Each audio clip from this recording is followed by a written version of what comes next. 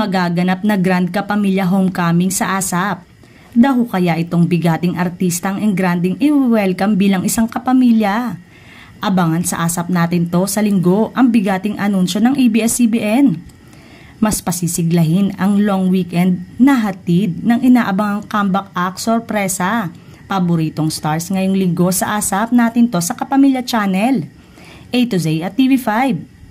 Abangan ang pinakahihintay na pagbabalik sa ASAP stage.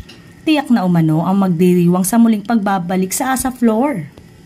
Habang may malaking A Grand Kapamilya welcome is happening soon, are you ready? Mukhang inaambunan talaga ang ating ABS-CBN ng mga biyaya, karangalan at magagandang balita. Wala pang prangkisa yan, komento ng netizen.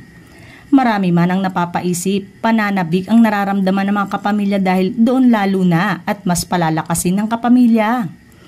Bukod kaya sa grand comeback sa ASAP ang pagsalubong sa bagong kapamilya na ito na ipinost ni ABS-CBN Dreamscape Head John Salute.